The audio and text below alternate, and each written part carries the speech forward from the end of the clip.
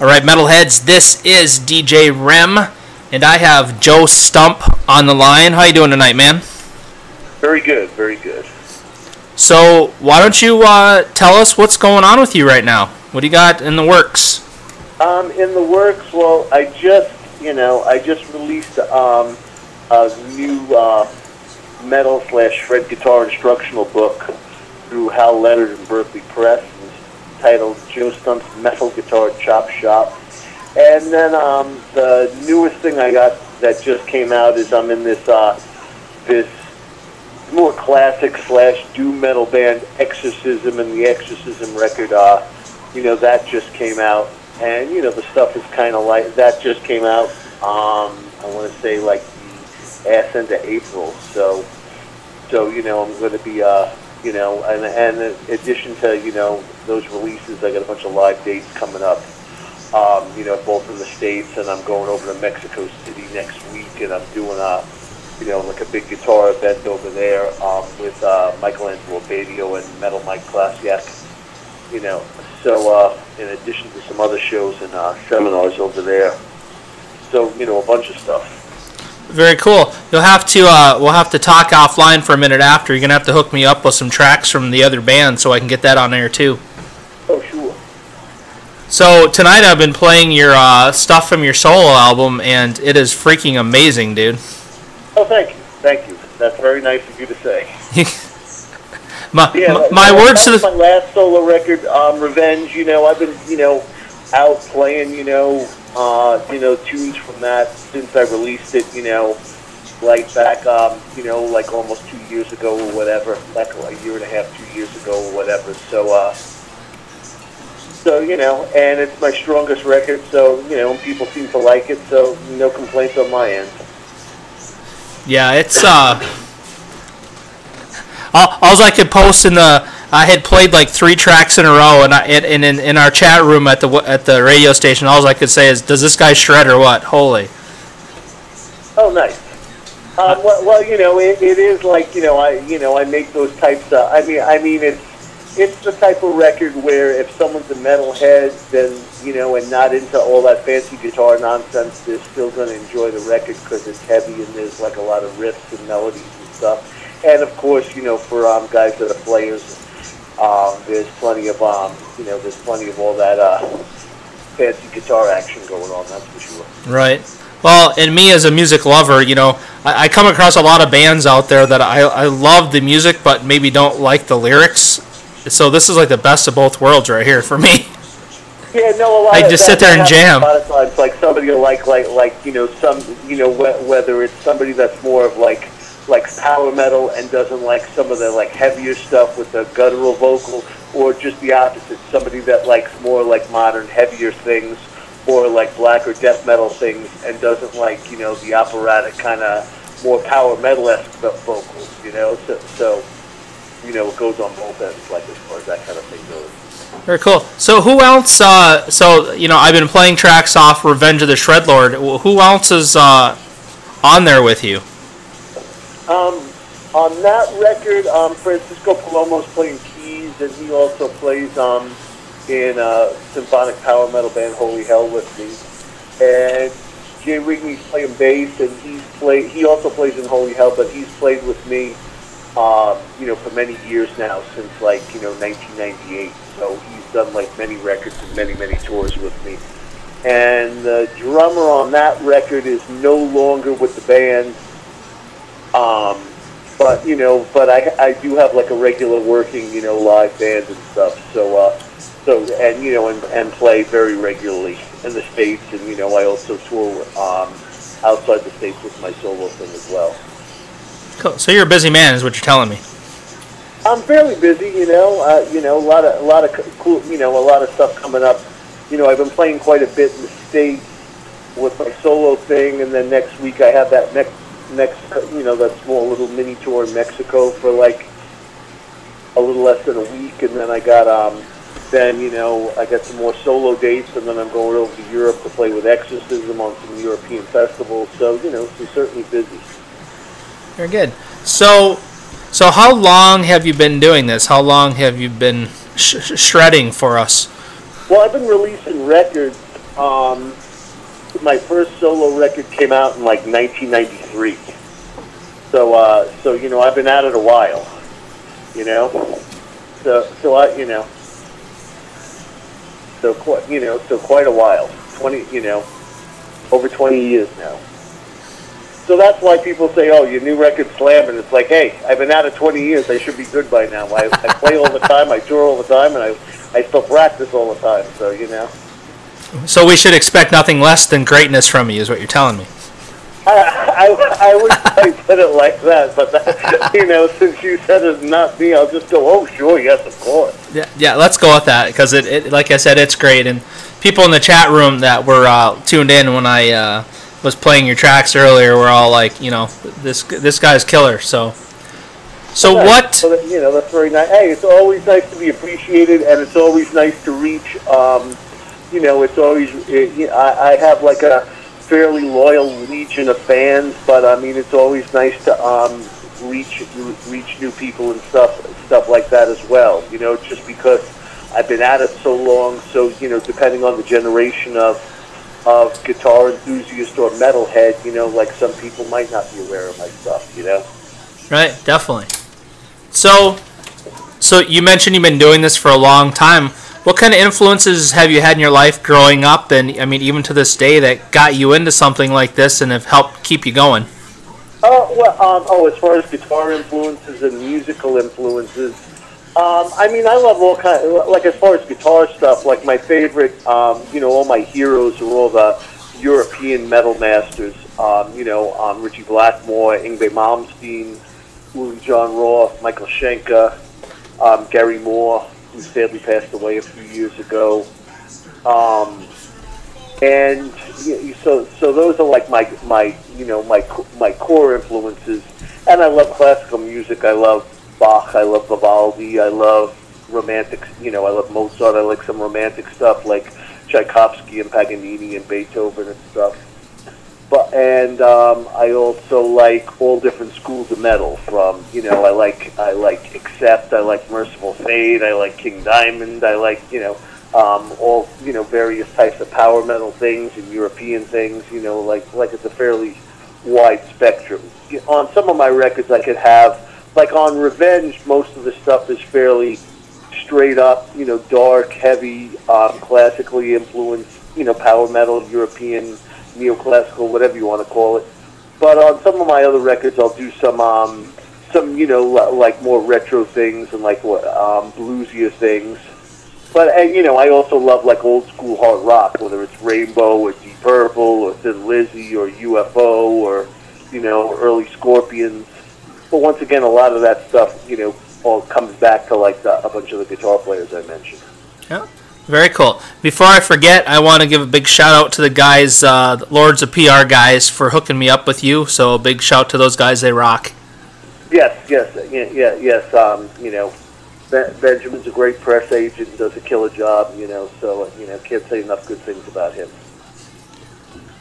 So, where's the best place to find out more about you and your other bands that you're in? What social networking and websites and stuff do you use? There's a .com site, but you know, most of the time I'll post stuff on. There's a, you know, I have like a Facebook, you know, my Facebook, and then there's a Joe Stump fan page, but you know, usually both of them are kind of linked. So whatever I'm doing, I usually post it. You know, as far as the Facebook thing goes, and people still, I'll still post stuff on the .com site, even though Facebook's much more the norm now. You know, right? That's where you know, the majority of people get their information. You pretty good about responding to fans and stuff on your Facebook page? Facebook, I'm kind of like not as good at, but like on my .com site, there's a thing where it has my contact email. And so I respond to people all the time, you know.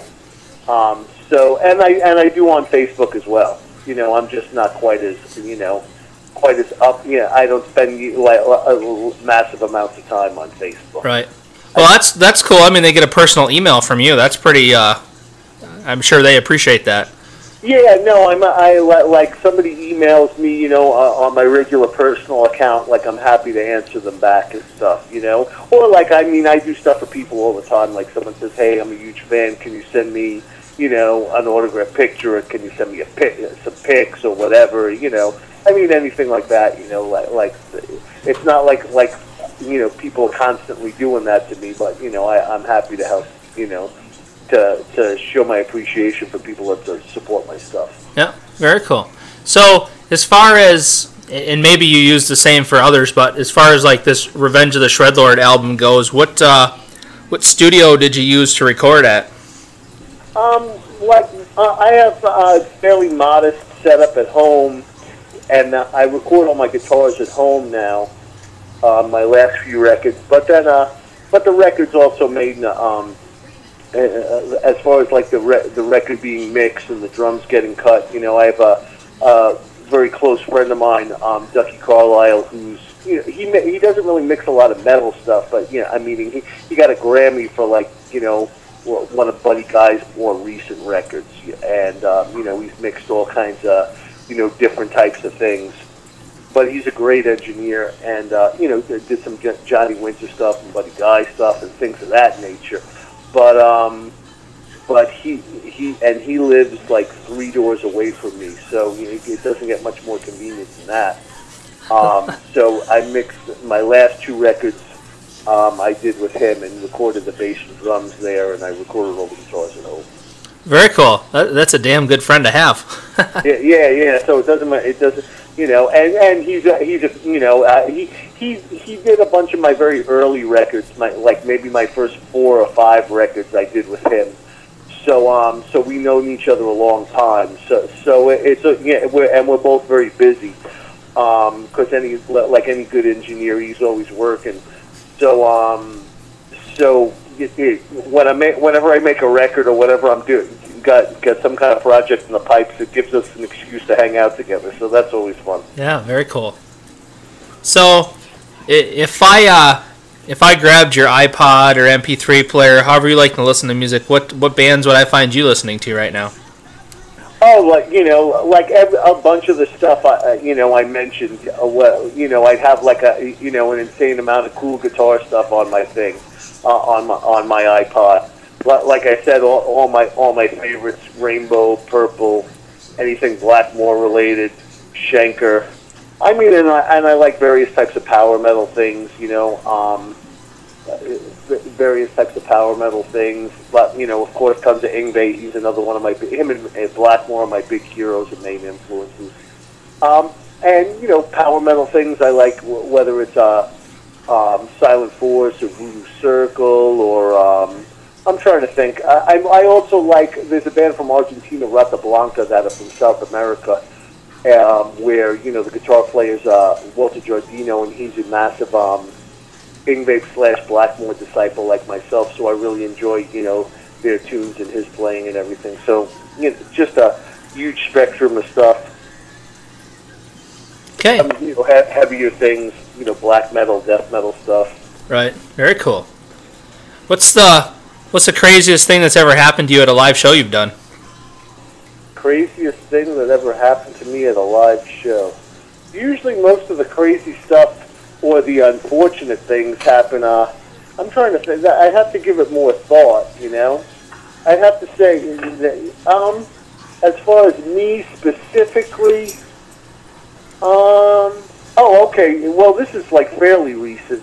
This just happened to me a few weeks ago. I was playing a show in New York out on Long Island, and it was the very end of the show, and I was rubbing my Strat up against the Marshalls and kind of doing this Blackmore-y Hendrixy thing where I'm scraping the neck against the side of the Marshall cab, and then I started doing this Hendrixy thing where I'm pushing the guitar up the Marshall cab, and what happened was the stage wasn't all that balanced all that well, and I had a Marshall double stack, meaning 2 cabs and 2 heads, and one of the heads, the top head came down and smacked me right in the side of the head, and bloodied. I had a big gash above my right where my eyebrow is, and gave me a black eye. Dang. You know, so luckily it was the last tune in the show, and but there was I was all bloody, and then I had a black eye for like a week or so, and it was all swollen and that kind of thing. Even if it wouldn't have been the last song of the show, you would have kept on playing. Well, I would have had to it took me a while to get the bleeding under control. So there would have been a break in the action, just because and then there was blood all over all over the guitar I was playing. So it was like a cleanup on aisle 4 kind of thing. But really, shredding and blood everywhere. What's more metal than that? It was quite metal. When you finish a show and and you bleed, and you gave it your all. So it's not like you were phoning it in when that happened. Definitely. Hey, I got a question from the chat. Rotten Ross is in the chat tonight. He wants to know. He's actually a DJ at the station. He wants to know where you are from. I'm from New York originally. My mother's from Brooklyn, so that's why my accent's so heavy. And I grew up I was born in Queens and then grew up on Long Island. So growing up in that part of town and being into metal, how was or is the scene in that area? Well, it was a different era when I was young. Back then, back when I was a kid, you used to be able to go see Twisted Sister playing, at a big club in a strip mall on Long Island. And, I remember seeing Twisted Sister, back when they were playing Lou Reed and Bowie covers, back when I was a kid.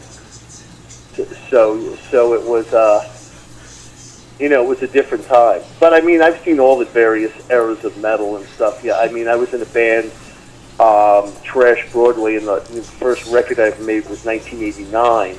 We were signed to this label, Torrid Records, which was from Mount Vernon, which is, a little bit outside New York City. And, they were the label that put out the first Exodus record album, Bonded by Blood. And, also the really good progressive thrash band from Jersey, Hades. They put out a few of the Hades records and stuff. So back then there was a huge amount of independent metal records, metal record labels, and tons of bands, and tons of magazines, fanzines. Before everything kind of dried up and went away.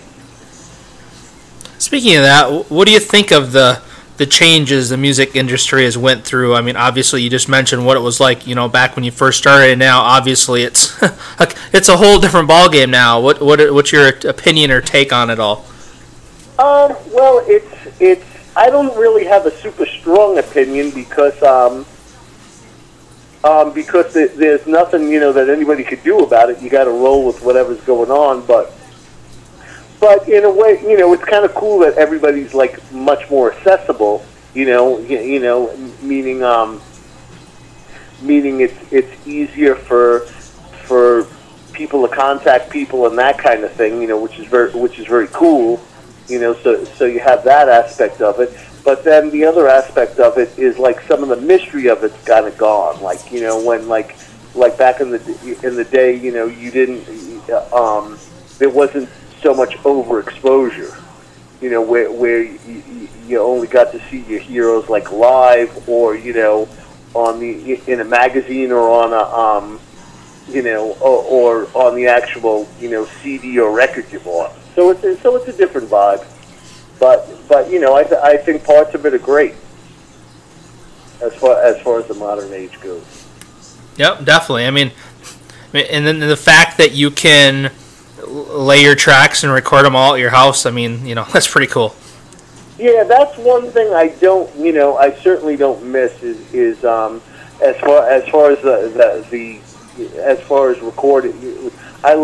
Tracking at home is much nicer because, when I was making Revenge of the Shredlord, if I'm firing on all cylinders and everything's cool and I'm playing and I'm feeling really inspired, then I'm going to track. But if all of a sudden I'm trying to I'm trying to cut a solo and it's just not happening. I can just hang back and come back at it another day or the next day. Where when you're in the studio, if you're not inspired, well, guess what? You better get inspired. The clock's ticking.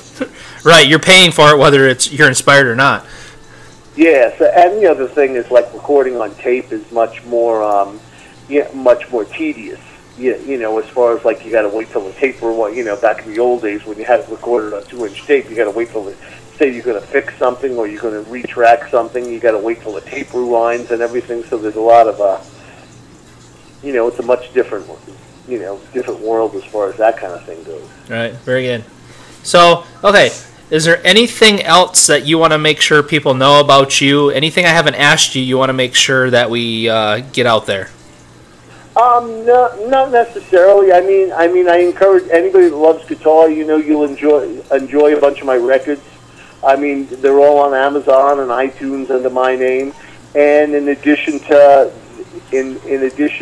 my solo stuff, I have a bunch of records out with various power metal bands. I had a band, the Reign of Terror, like back years ago, that released a few power metal records that are on Joe Stump's Reign of Terror. That's also on Amazon and iTunes, and Holy Hell as well, and the new thing that just came out, Exorcism.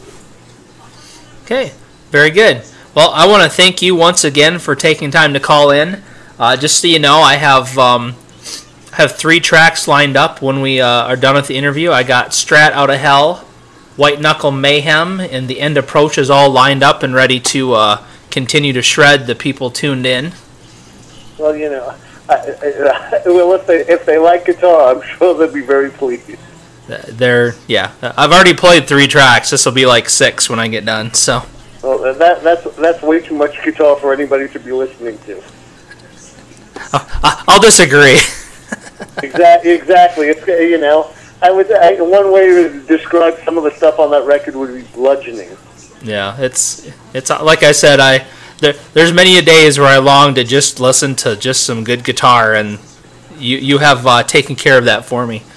All right, great. All right, now, thanks a ton.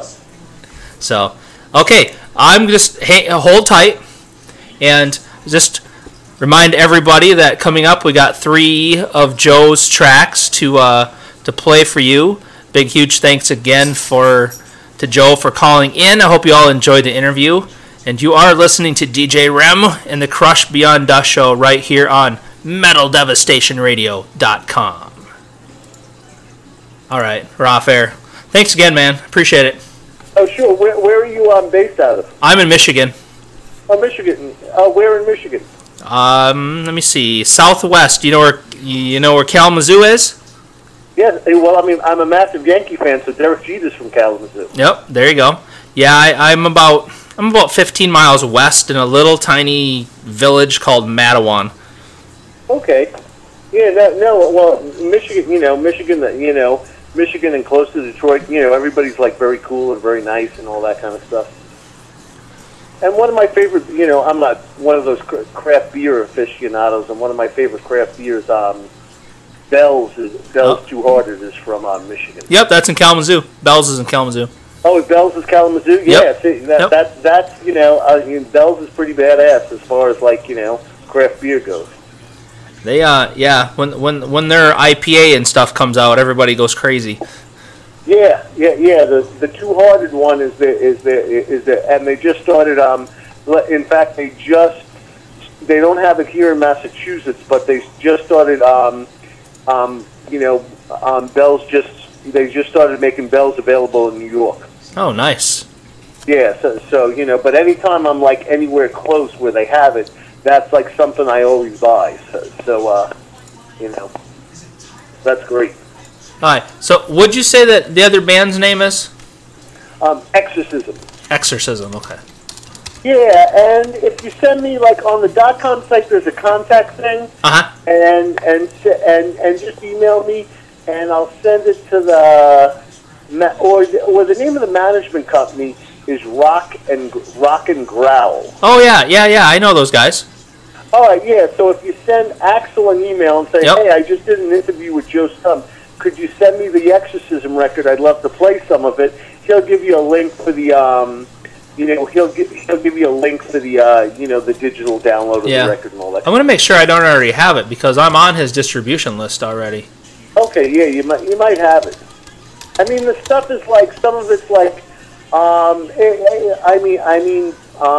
of it's like Dio era Sabbath or Tony Martin era Sabbath or Zach era Ozzy. Because I'm playing more aggressive like Zach would on it as opposed to older school like Tony I. Right.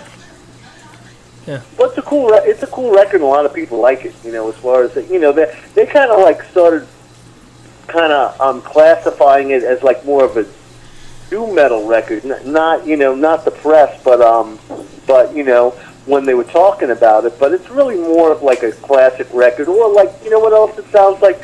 When Dio did that period he had with Tracy G, where he was doing the heavier stuff like Strange Highways and that kind of vibe. Yeah, right. Yeah, it's kind of like in that kind of vibe as well. All right. Well, yeah, I'll hit Axl up. I've been friends with Axl for quite a while, so. Oh yeah. No, you really like the record. It's really and Chaba is a killer singer. Like he's like in that sometimes he sounds like Tony Martin, sometimes he sounds like Dio. When he does the power metal thing, he'll do the high Halford thing, but it's more, less of the real, high screaming thing, and more, straight up old school stuff on this. Yep, I'm checking my email from Rock and Growl right now, and I got the press release for it, and when I looked at the press release, there's your name, because it says Exorcism featuring Joe Shredlord Stump. Yeah. So but just tell him, hey Axl, just tell him to send you the record. Yep. No, I will. I'll hit him up. Yeah. So. All right. Very cool. All right, well, and and like I said, you never need anything, just contact me, on my email or whatever. Yeah, I definitely will. Well, thanks again, man. You have a great day. All right, be good. Thanks. Bye. Take care. Bye.